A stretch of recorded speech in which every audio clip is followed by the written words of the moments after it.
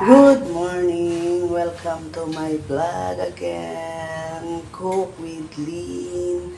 Nandito na po talaga tayo sa totoong bahay ko.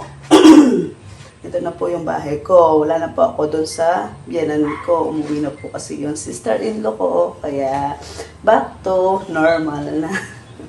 Dito na po ako magluluto ngayon sa aking mini kitchen. Okay po. Magluluto po tayo ngayon. Yung recipe po natin ngayon ay Chicken Joy.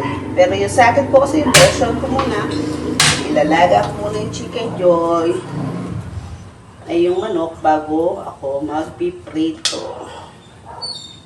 Ilalagyan ko siya ng bawang. So, yung manok natin, ito, nahugasan na ito ng 3 beses.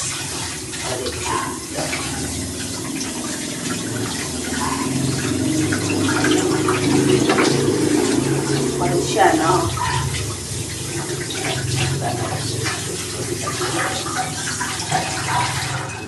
Pakukuluan ko lang siya.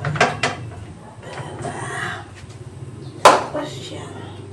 Lalagyan ko siya ng dahon ng laurel.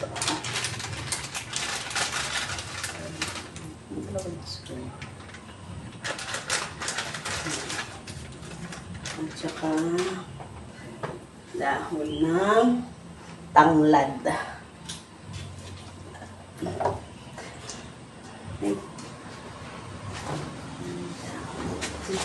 Tapos asin.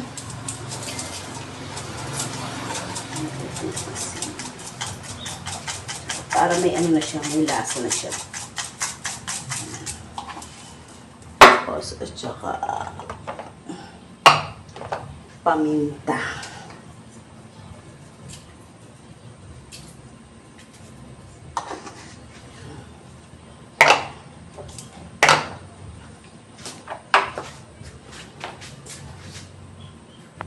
Okay, bubuksan ko na po yung aking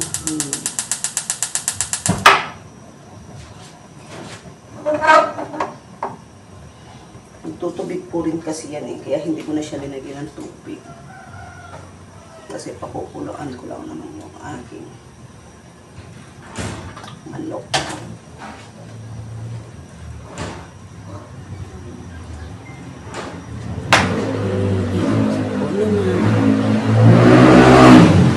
Ayan po siya sa malapitan. Yan. Magtutubig din po yan. Kumbaga pakukuluan ko po siya para malambot po siya pag pinirito na natin siya.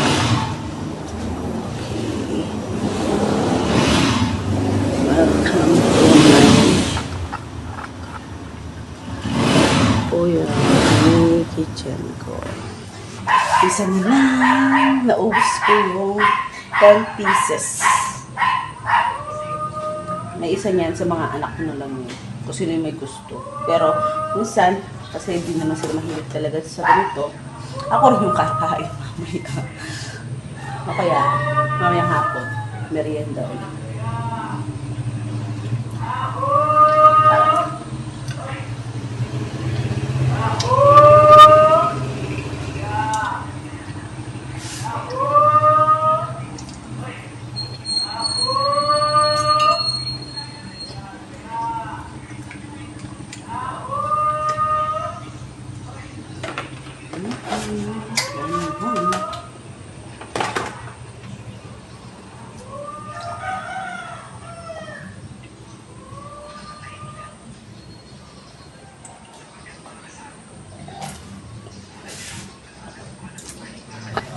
Okay, i-drain lang po natin siya. Drain.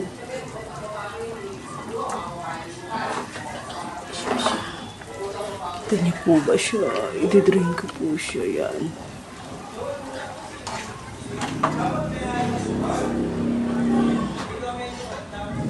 Palalagyan natin siya. Tapos, tsaka natin lalagyan ng bread mix. Yung ano na, red to mix na. Tapos, tsaka natin ipipin ito.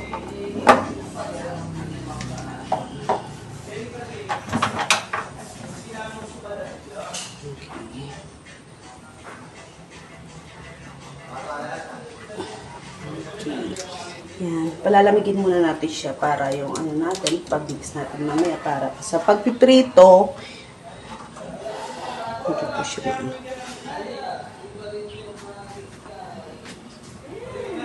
Okay, lalagyan lang natin ng crispy fry original yung ating chicken at saka itong paprika. Yan lang yung sangkap niya yan. Wala na siyang iba sangkap.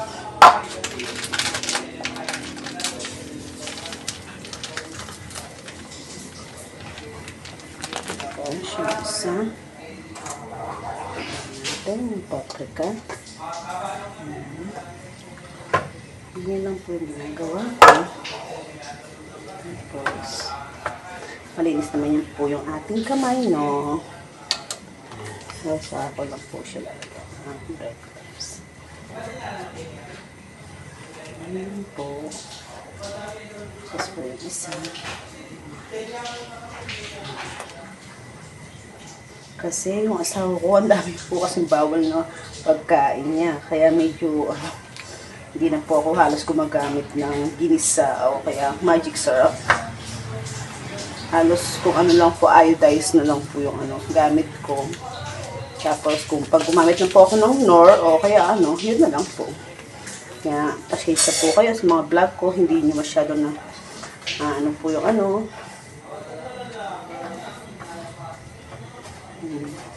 yun lang po. Coat lang. Coat lang tayo ng konti. Okay.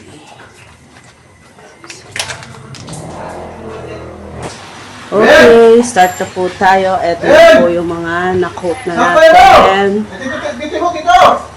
Tapos yan, magpipirito na po tayo. Mainit na po yung ating mantika. Okay.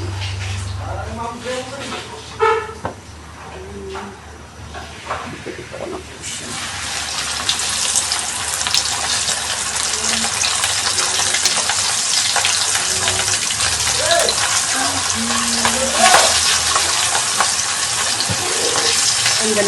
Sandali na lang po yan. Oh! Makain na naman kung ito pang gagawan ka. Nano!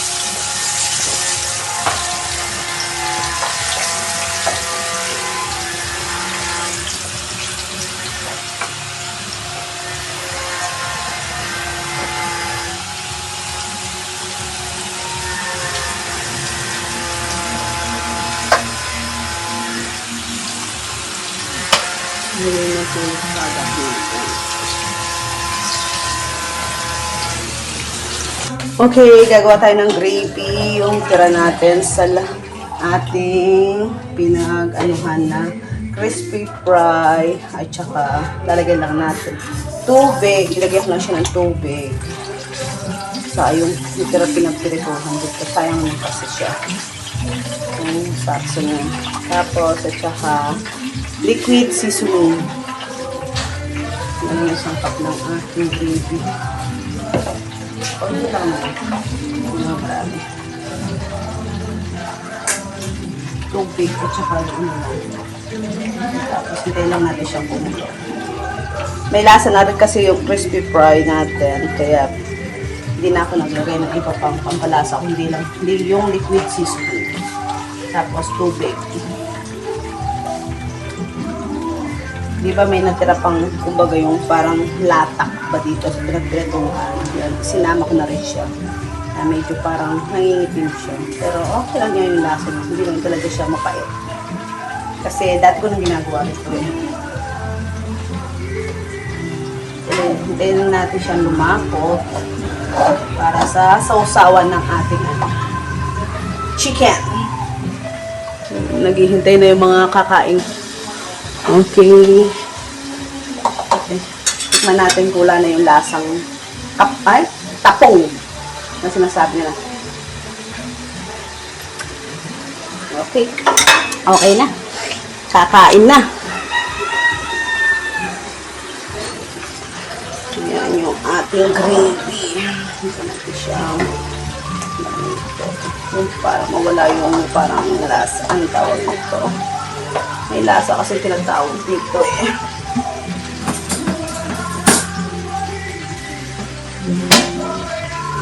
Ako ay, ang tawag nito. Parang lasa siyang.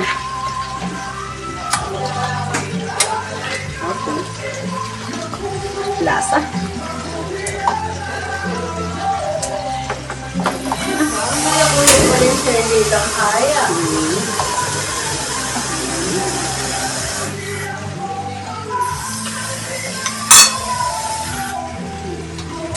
Sarap.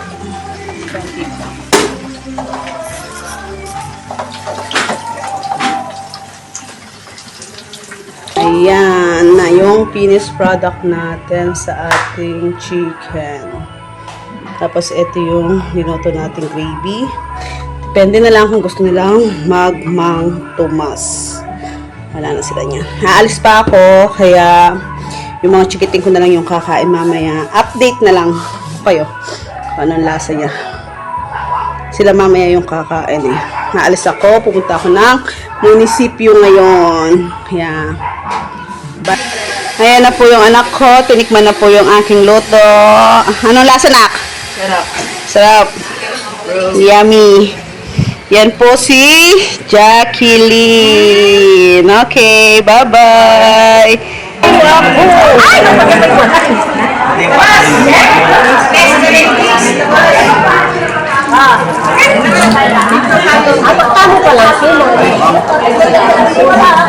Nakal ko sumong.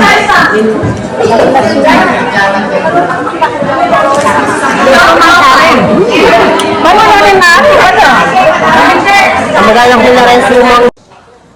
Pang isang buong konsumo na ng family nila. Kung malilibre ng munisipyo yun, baka magiging continuous po ang pangalawa po ito sa tablets nila or yung syrup na binibigay sa mga bata. Limited po kasi yung supply from DOH at sa province. So binibili natin yun sa munisipyo. Ginagamit po natin pambili yung capitation, yung binabayad ng PhilHealth. So gusto ko lang po maintindihan nyo to para mas ma-appreciate natin bakit natin pinipilit na ma-avail yung PhilHealth package. Para may naipon din tayong pera na pambili doon sa mga kakulangan na hindi mabigay ng DOH. Gamot, gamit, mga machines po na kailangan natin. Kasi yung machine natin na pang Gene Expert, ma-end na din ng December 2026 yung kontrata. So kung di natin yung mababayaran, wala na tayong pang-test ng TB aside dun sa mga x-rays natin. No? So yun, tinatrabaho po namin kasi medyo malaking pera po yung kailangan. So kada taon need natin ng 2.5 million pesos para lang po sa TB program. Hindi rin kasya yung binabayad ng PhilHealth. Yung nagdaang 3 taon po na binayad ng PhilHealth sa TB program natin, nasa 500,000 lang. Ayun, maliit lang po yung amount na nabibigay namin as incentive po sa mga personnel natin. Pero yung sa yakap naman po, relatively po, hopefully no maging mas continuous na siya. Kasi na-stop po yung may babayaran na po sila. So isa po yun sa reason bakit in-encourage natin sila na i-activate yung PhilHealth or magpa-register po. Kasi actually nag-start na mo ngayong August, wala na po tayong libre yung Gene Expert test. No? So naubusan na po yung supply na binibigay po ni DOH. Hopefully kung makabili po si munisipyo, matutuloy natin siya ng libre. Eh kung ipapagawa po kasi natin yan sa labas, sa mga private laboratory, nasa 2,500 to 12,000 pesos po kami pasyente. Depende dun sa laboratory. So, yun po, yung mga naipon natin na capitation, yun yung actually... Okay, bye-bye na po. Thank you po sa panonood. Maraming salamat po. Sa nag-subscribe, maraming salamat. Sa hindi pa po nag-subscribe, subscribe na po kayo sa aking YouTube channel. Cook with Lynn. Thank you! Bye-bye!